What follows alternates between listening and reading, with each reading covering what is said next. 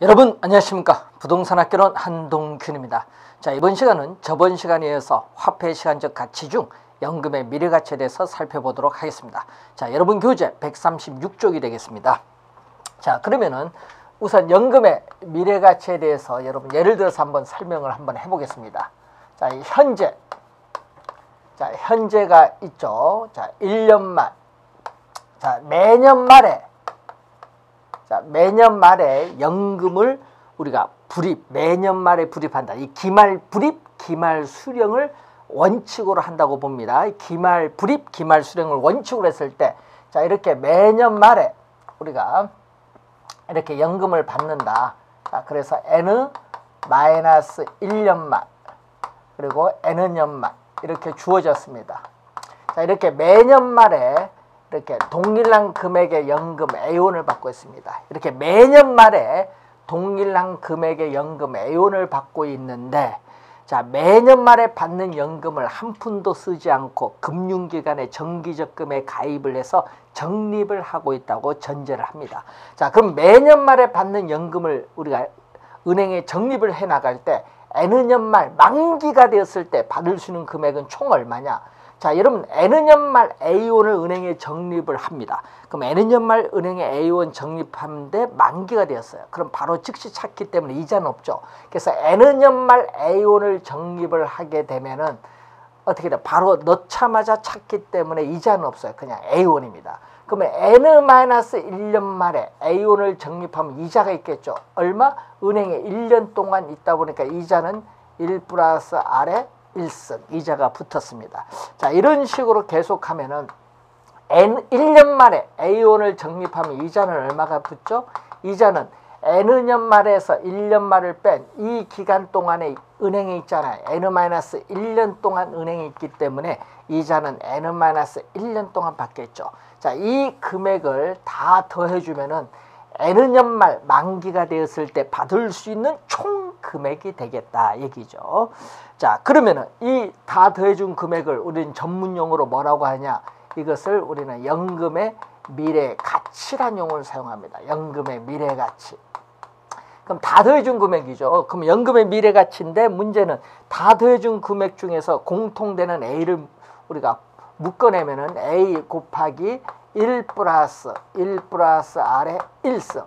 자, 이런 식으로 가서 1 플러스 R의 N-1이죠. 자, 그러면은 이 네모난 수식은 고등학교 배운 이 등비 수열에 합구하는 공식 가지고 계산을 해야 되는데, 이러면 그 내용까지는 모르셔도 되겠고, 문제는 이 매년 말에 받는 연금액 A원에 이 뒤에 있는 수식을 곱해주면 연금의 미래가치를 구하는데, 이 빨간 수식, 여러분 계산하는 방법 모르셔도 되고, 그리고 요 수식 암기하지 않으셔도 돼요. 결론도 암기 안 하셔도 되는데 개념만 잘 기억해 두시면 되겠죠. 자, 매년 말 A의 요 빨간 수식을 우리 뭐냐? 연금이 붙을 때는 연금이고요. 미래가치 구할 때는 미래가치 개수라고 생각하시면 되겠네요. 자, 이렇게 매년 말 우리가 불입을 해야 될 연금액, 매년 말 받는 연금액 A원에 연금의 내가 개수를 곱해주면은 우리가 연금의 미래가치를 구할 수 있다. 이런 얘기죠. 자, 연금의 내가계수의 개념 바로 어떤 거죠?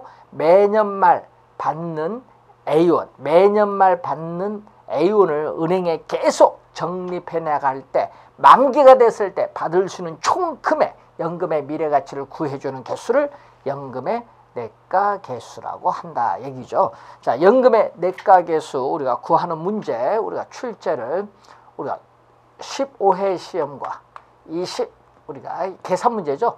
24회 시험에 이 계산 문제로 우리가 출제를 또 했습니다.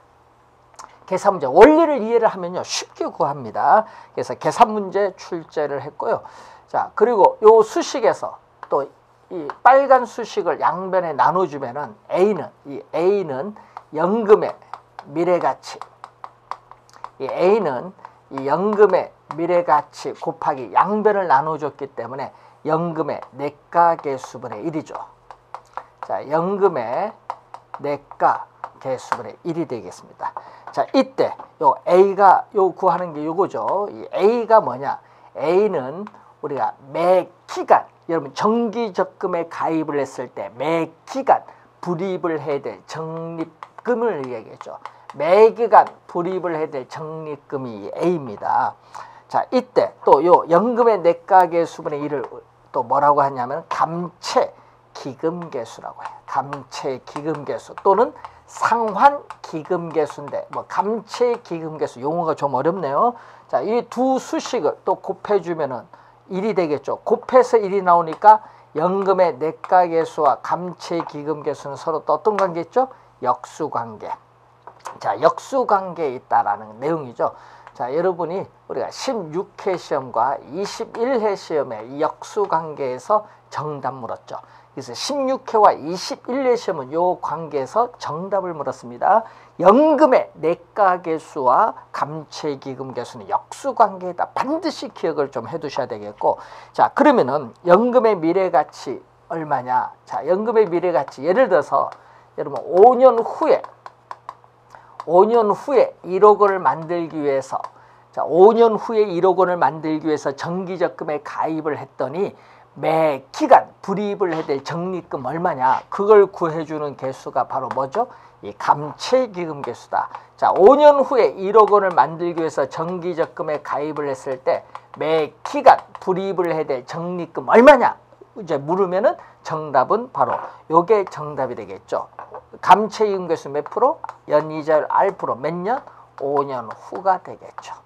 자, 여러분 5년에 감채기금 개수를 1억 원에 곱해주면은 매년 불입을 해야 될 적립금을 구할 수 있다. 자, 요 수식 잘 여러분이 어떤 의미인가 잘 이해를 해 두셔야 됩니다. 그래서 감채기금 개수 개념도 시험에 우리가 잘 나오죠. 이 개념 또 16회 시험과 21회 시험에 출제를 했는데 이 개념도 시험에 잘 나옵니다. 자, 여러분이 일정한 기간이 지난 후 또 뭐 N여 년 후에 이론을 만들기 위해서 정기적금에 가입을 했을 때 매 기간 불입을 해야 될 금액 적립금을 구해주는 개수를 감채기금 개수라고 한다. 감채기금 개수 개념 시험에 자주 나오니까 잘 확인을 해 두셔야 되겠습니다. 자, 이러한 연금의 미래가치 개수와 감채기금 개수 어떤 관계느냐 한번 설명을 했고요. 자, 다음은 연금의 현재 가치 쪽으로 한번 가보겠습니다. 자, 여러분 교재 137쪽이 되겠습니다. 자, 현재 주어졌죠. 자, 1년 말, 2년 말. 자, 매 기말 불입 기말 수령을 또 원칙으로 하죠. 자, 이렇게 매년 말에 받는 연금액 A원. 자, 매년 말에 받는 연금액 A원을 나는 매년 말 받기 싫다. 현재 일시불로 한꺼번에 받고 싶다. 이렇게 할 수 있죠. 그러면 현재 일시불로 한꺼번에 받으려면요. 1년 말에 A원을 현재 가치로 할인을 해야 됩니다. 그럼 할인을 할 때는 얼마? A는 현재 가치로 할인하니까 1 플러스 R에 1년이죠. 1년이니까 몇승? 1승이 되겠습니다. 자, 그럼 2년 말에 A원은 현재 얼마가 되겠죠? 1 플러스 R에 얼마? 기간이 몇 년? 2년이니까 제곱이 되겠네요. 1 플러스 R의 제곱. 자, 이런 식으로 오면은 N년 말에 A원은 현재 얼마냐? 현재 1 플러스 R의 몇 승? 기간이 총 몇 년? N년이니까 자, N은 승으로 할인을 하면 되겠죠. 자, 그러면 이 금액을 다 대준 게 현재 일시불로 받는 총 금액입니다. 그래서 매년 말에 받는 연금액 A원을 난 매년 말 받기 싫고 현재 일시불로 받고 싶다 했을 때 그때 일시불이 바로 요 금액이죠. 그럼 이 전체 다 더해준 금액을 우리 뭐라고 하냐면은 연금의 현재 가치라고 합니다. 자, 그럼 이 다 더해준 금액이 연금의 현재 가치인데 연금의 현재 가치는 이 A라는 숫자를 묶어내겠죠. A를 묶어내면 얼마죠? A라는 공통된 숫자를 묶어냈더니 1 플러스 R의 1승분의 1, 또 1 플러스 R의 제곱분의 1 이런 식으로 해서 마지막 1 플러스 R의 N승분의 1인데 자, 이 수식이 또 얼마냐? 여러분 이 수식을 또 계산을 못해도 관계없죠. 이것도 등비수열에 또 합구하는 공식에서 여러분 계산을 하면 결론이 나오는데 문제는 이 매년 말에 받는 A1을 우리가 현재 일시불 한꺼번에 받는 금액을 구하고자 할 때, 연금의 현재 가치를 구할 때는 이거 연금이 붙으면 또 연금입니다. 연금이 붙으면 연금이고 현재 가치가 붙으면 또 연금의 현재 가치 개수 이렇게 해주면 되겠죠. 매년 말 받는 연금의 A원의 연금의 현재 가치 개수를 곱하면 연금의 현재 가치를 구할 수 있다. 이렇게 보시면 되겠네요. 자, 그러면은 이때 연금의 현가 개수 관련해서 연금의 현재 가치 요 구하는 거 우리가 2회 시험에 또 계산 문제로 또 출제를 또 했었죠. 계산 문제로 연금의 현재 가치 구하는 걸 물었고, 연금의 현가 개수의 개념과 관련해서 또 여러분이 우리가 16회 시험에 또 출제를 또 한번 했었죠. 이 개념들을 우선 잘 알아두셔야 되겠고, 자, 그럼 이 수식에서 A 값을 구하고자 한다. A 값을 구하고자 할 때는 양변에 뭐를 이 빨간 수식으로 양변 나눠주면 되겠죠. 자, 그러면 연금의 현재 가치, 연금의 현재 가치에 양변을 쭉 나눠주니까 연금의 현가 개수분의 1입니다. 연금의 현가 개수분의 1인데 이때 이 A를 구하고자 하는 거죠. 이 A를 구하고자 하는 걸 이제 구하는 걸 볼 텐데, 이 빨간 수식이 바로 뭐냐? 이 빨간 수식이 바로 저당상수라고 합니다. 자, 그러면 연금의 현가 개수와 저당상수 요 두 빨간 수식과 요걸 곱해 주니까 또 약분하니까 1이죠. 그래서 역수관계에 있다. 역수관계. 자, 역수관계에 있다. 연금의 현가 개수와 저당상수는 역수관계에 있는 그러한 내용이죠. 자, 14회 시험, 16회 시험, 21회 시험에 우리가 또 출제를 했고 또 10회 시험에 또 출제를 했었죠. 다 관련해서 여러분이 나오는데 10회와 14회 시험에서는 우리가 계산 문제로 또 출제를 했었죠. 역수관계 이용한 계산 문제를 출제를 했습니다.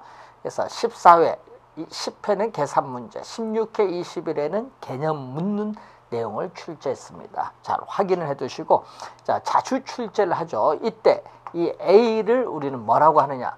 부채 서비스액. 좀 용어가 어렵죠? 부채 서비스액을 우리는 원리금 상환액. 자, 매 기간 갚아나가는 원리금 우리가 상환액인데, 원리금은 원금 플러스 이자가 원리금 상환액이겠죠. 자, 이 원리금 상환액은 연금의 현재 가치는, 여러분 주택 융자금은 일시불로 한꺼번에 대출을 받습니다. 그래서 이 연금의 현재 가치는 바로 대출금을 말합니다. 연금의 현재 가치는 대출금인데 여기에 뭐를 곱해주면 저당상수, 이 저당상수를 곱해주면 대출금의 주택융자금인 대출금의 저당상수를 곱해주면 매 기간 갚아나가야 할 원리금 상환액을 구할 수 있는데, 이 수식을 이용하는 계산 문제, 여러분 요 수식은 꼭 암기하고 다니셔야 될 중요한 수식입니다. 요거는 뭐 매년 출제하다시피 하는 수식이기 때문에 반드시 기억을 해 두셔야 될 수식이죠. 뭐 작년도에도 출제했는데 하여튼 이 수식은 매년 출제를 한다는 걸 꼭 염두에 두시기 바라고요. 이때 요 방식은, 요 공식은 특히 여러분 금융에서 배우겠지만은 이 원리금 균등, 자, 이 원리금을 균등하게 우리가 분할 상환하는 방식, 원리금 균등 분할 상환 방식에서 이 수식을 활용한다는 걸 염두에 두셔야 되겠죠. 자, 원리금을 균등 분할 상환하는 방식에 대해서 우리가 이 수식을 활용한다. 꼭 기억을 해 두셔야 될 부분이 되겠습니다. 자, 이렇게 해서 여러분이 연금의 이 현가계수와 저당상수에 관계된 수식에 대한 설명을 마쳤고요. 138페이지에 가시면은 잔금 비율, 상환 비율이 나오고 있습니다. 자, 여러분 주택 융자금인 대출금을 대출을 받았어요. 그래서 만기까지 갚아 나가는데 문제는 이 만기 이전에 중도에 조기 상환하는 수가 있죠. 주택을 처분했을 경우에. 자, 이때 이 조기에 중도 상환했을 때 미상환된 원금 우리가 어떻게 구하느냐 얘기죠. 자, 이 저당 대부액 또는 저당 대출액을, 대출금인데 이 대출금 중에서 미상환된 원금이 차지하는 비율을 잔금 비율이라고 하죠.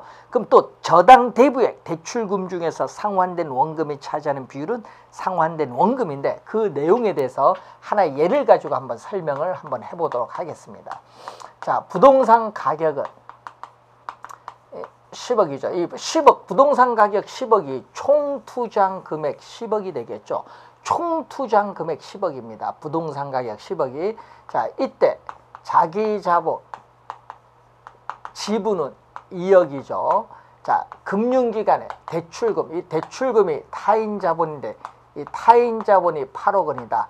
자, 15년 만기로 우리가 대출 받았어요. 15년 만기로 대출 받았는데 이 부동산을 우리가 15년 만기로 대출 받았는데 이 5년 후에 처분을 하고자 한다. 자, 그러면 5년 후에 처분을 했을 때, 자, 5년 후에 처분을 했을 때 이 대출금 8억이 어떻게 바뀌느냐. 자, 처분을 했을 경우에 우선은 5년까지, 여러분 대출 시점에서부터 5년까지는 큰 원금이 있죠. 상환된 원금이 있어요. 5년까지 만기 15년 중에 이 상환된 원금이 2억을 상환을 했고, 이 미상환된 원금, 상환된 원금이 우리가 6억, 8억 중에 상환된 원금이 2억이면 미상환된 원금은 6억이다. 자, 이때 이 미상환된 원금을 우리는 다른 용어로 뭐로 사용하죠? 잔금이라는 용어를 사용하죠. 이 미상환된 원금을 잔금인데 이것을 우리는 시험에 미상환 대출 잔액으로 많이 출제하죠. 미상환된 원금을 미상환 대출 잔액으로 많이 출제를 하고요. 또는 이것을 융자, 잔고, 또는 우리가 부채, 잔금, 여러분 출제 위원들이 어떤 용어로 출제할지 모르니까 또 미상환, 저당, 잔금, 미상환 저당 잔금, 부채 잔금, 융자 잔고, 미상환 대출 잔액 잔금 다 같은 용어라는 걸 염두에 두시면 되겠습니다. 자, 그러면은 자, 여기서 이 상환 비율은 상환 비율이라는 용어가 나오는데 이 상환 비율은 이 대출금을 저당 대부액 또는 저당 대출액이라고 하죠. 이 대출금을 저당 대부액, 저당 대출액이라고 하는데 이 대출금 중에서 이 상환된 원금이 차지하는 비율입니다. 자, 이 상환된 원금이 차지하는 비율인데, 자, 이때 여러분 대출금은 얼마죠? 8억 중에서 상환된 원금은 2억이니까 얼마? 4분의 1이죠. 4분의 1에 100을 곱해주면 25%입니다. 4분의 1은 얼마? 0.25. 100을 곱해주니까 25%란 얘기죠. 자, 그러면 여기서 잔금 비율은 얼마냐? 잔금 비율. 자, 이 잔금 비율은 얼마로 나타나냐? 이 잔금 비율은 이 대출금, 저당 대부액 중에서 뭐가 차지하는 비율? 이 미상환된 원금이죠. 자, 이 미상환된 원금이 차지하는 비율을 얘기하는데, 그럼 대출금 8억 중에서 미상환된 원금은 6억이니까 4분의 3, 0.75 곱하기 100하면 75%죠. 자, 요 두 가지를 더해주면 1인데 1은 100%입니다. 100을 곱해주면은. 자, 그러면 여기서 여러분이 알 수 있는 것은 또 상환 비율과 잔금 비율을 더해주면 얼마? 우리가 1이 나온다는 걸 이해할 수 있습니다. 상환 비율과 우리가 잔금 비율을 더해주면 얼마 나온다? 1이 나온다. 자, 이 상환 비율과 잔금 비율을 더해주면은 1이 나온다는 것을 여러분이 기억을 좀 해두셔야 되겠네요. 자, 시험에 우선 요 수식 기억해두고 또 요 수식 두 가지 정도는 좀 기억을 해두셔야 될 부분이 되겠죠. 자, 상환 비율과 잔금 비율을 내주면 1이 나온다. 그리고 잔금 비율에 있어서의 개념, 우리가 어떤 개념을 가지고 있느냐 우선 확인을 해두시기 바라고. 자, 그럼 또 요 수식에서 지분 비율이라는 게 있어요. 이 지분 비율. 자, 이 지분 비율이라는 것은, 지분 비율은 이 부동산 우리가 가격, 부동산 가격은 총 투자한 자본 얼마? 총 투자한 자본 10억이죠. 부동산 가격은 총 투자한 자본 10억입니다. 여기서 자기 자본이 차지하는 비율, 자기 자본이 바로 지분이죠. 그럼 이 자기 자본, 지분이 차지하는 비율 얼마죠? 2억. 2억이니까 얼마죠? 10분의 2는 0.2, 20%가 되겠죠. 자, 대부 비율. 자, 대부 비율은 담보 인정 비율인데, 이 대부 비율은 이제 나중에 또 배우시겠습니다. 이 부동산 가격에 대해서 이 대출금이 차지하는 비율을 말하는데, 그럼 부동산 가격은 10억인데 우리가 대출금은 얼마죠? 우리가 8억이 되겠죠. 그럼 얼마? 0.8이 되겠죠. 또 더해주니까 얼마 나오죠? 1이 나옵니다. 자, 이 지분 비율. 자, 여러분이 또 계산 문제 최근에 2번 출제했었죠? 지분 비율과 대부 비율을 더해주면 얼마 나온다? 1이 나온다. 이 최근에 또 우리가 2번 출제된 수식입니다. 이 수식을 이용한 문제가 또 한 2번 나왔죠. 이 지분 비율과 대부 비율을 더해주면 또 1이 나온다. 자, 요 수식, 우리 예를 가지고 요 공식 요 3가지 정도는 잘 기억을 좀 우리가 해두셔야 됩니다. 자, 대부 비율은 나중에 투자 분석 기법 중 비율 분석법 배울 때 더 자세히 배우기로 하고, 우선 이 수식도 하나 기억을 해두시면 되겠습니다. 자, 이렇게 해서 여러분의 관련된 내용 설명했고요. 139페이지에 상환조견표라는 용어가 나오죠. 자, 매 기간의 저당 지불액, 이 저당 지불액을 부채 서비스액 또는 원리금 상환액을 얘기합니다. 그럼 매 기간의 저당 지불액, 이 원리금 상환액을 원금 상환분과 이자 지급분, 원금 상환분과 이자 지급분으로 나누고, 이 원금의 미상환분, 이 잔금이죠. 이 잔금을 하나의 표로 나타낸 것을 상환조견표라고 하는데, 여러분 교재에 나와 있는 표가 이 상환조견표의 하나의 예가 나와 있습니다. 자, 이 예를 가지고 그림을 그린 게 140페이지에 또 그림이 이제 나와 있는데, 이 그림의 내용은 어떤 의미냐? 자, 이 그림의 내용을 보면요, 이 원리금 균등 분할 상환일 때 얘기죠. 자, 여러분이 이렇게 가고 있습니다. 이때 여기가 만기가 되겠습니다. 만기. 예?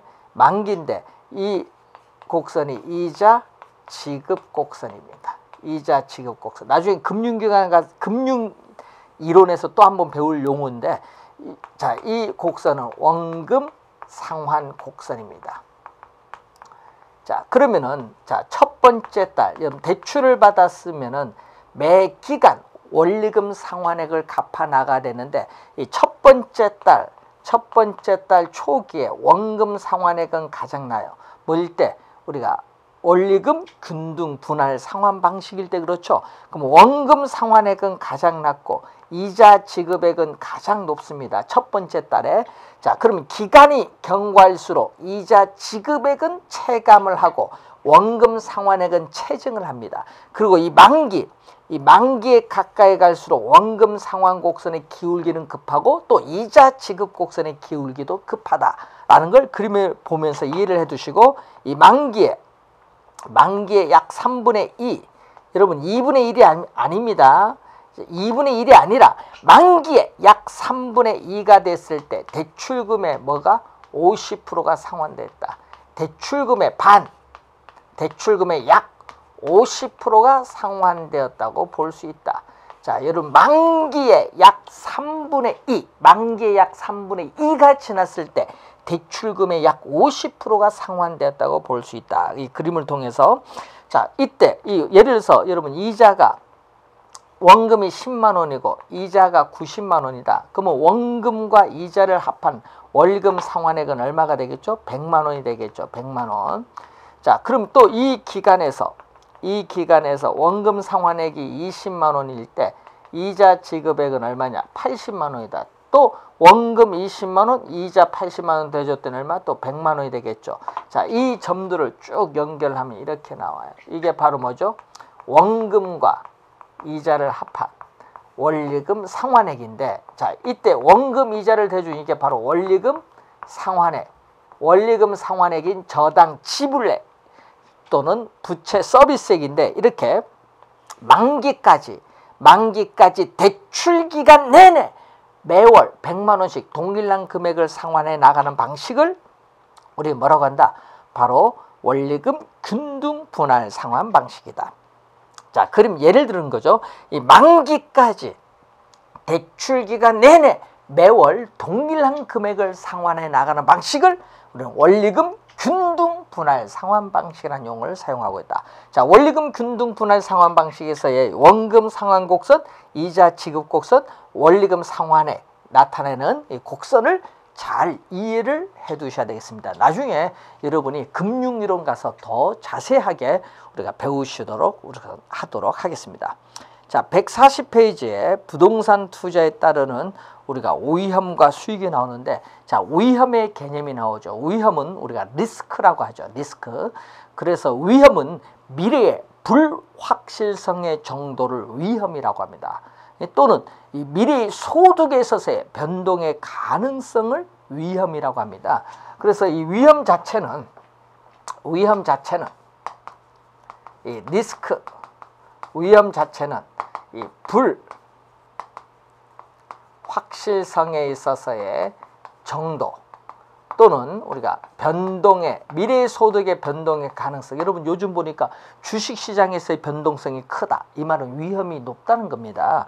자, 그래서 우리가 이 불확실성의 정도가 클수록 변동성이 클수록 위험도 우리가 높게 나타나고, 반대로 불확실성의 정도가 작을수록 미래의 소득의 변동의 가능성, 변동성이 작을수록 위험도 낮다고 볼 수 있죠. 자, 그럼 이 위험과 이 불확실성, 변동성의 관계를 우선 확인을 해봤습니다. 자, 그리고 또 우리가 여러분이 위험은 또 이런 개념이 있거든요. 이 실현된 결과가 예상된 결과로부터 벗어날 가능성을 또 위험이라고 합니다. 자, 그러면은 위험이라는 것은 실현된 결과가 예상한 결과로부터 벗어날 가능성을 또 위험이라고 하는데, 자, 이 실현된 결과는 우리가 다음 시간에 배우시게 될 실현 수익률, 투자가 실제 이루어지고 난 이후에 현실적으로 달성된 수익률을 말하고, 이 실현된 결과 또 예상한 결과는 자, 기대 수익률, 투자로부터 미래 예상되는 기대 수익률 또는 예상 수익률을 얘기합니다. 그런데 이 기대 수익률, 예상 수익률이 7%인데 실제 투자가 이루어지고 난 이후에 달성된 수익률, 이것도 7%다. 그래서 서로 같으면요, 7% 서로 같으면 위험이 없어요. 실제 달성된 수익률이 미래에 예상된 수익률과 서로 같으면 위험이 없다는 얘기고, 즉 실현된 결과가 예상한 결과로부터 벗어날 가능성 또는 실현된 결과가 예상한 결과로부터 달라질 가능성을 위험이다 보니까 이 차이가 바로 위험이 존재한다는 거죠. 이 차이가 존재한다는 것은 바로 위험이 발생한다는 겁니다. 자, 예를 들어서 기대 수익률, 예상 수익률 7%부터 실제 달성된 수익률이 멀어진다. 예를 들어서 6%, 5%, 4% 이렇게 멀어지면은 이 차이가 크죠. 이 차이가 클수록 위험도 높고, 이 실제 달성된 수익률이 기대 수익률 7%에 가까운다. 예를 들어서 6%, 6.7%, 6.8% 이렇게 가까워지면 차이가 적죠. 이때는 위험이 작다는 거죠. 이때 실제 달성된 수익률인 실현 수익률과 기대 수익률이 서로 같을 때는 위험이 없다는 거죠. 이 차이가, 이 두 수익률의 차이가 바로 위험인데, 이 차이가 크면 클수록 위험도 높다는 것을 우리는 알 수가 있습니다. 자, 위험에 대한 개념을 잠시 살펴봤습니다. 우리가 다음 시간에는 이 부동산 투자에 따르는 위험의 유형, 그리고 수익률, 위험 수익에 있어서의 관계에 대해서 좀 더 자세하게 살펴보도록 하겠습니다. 수고 많으셨습니다.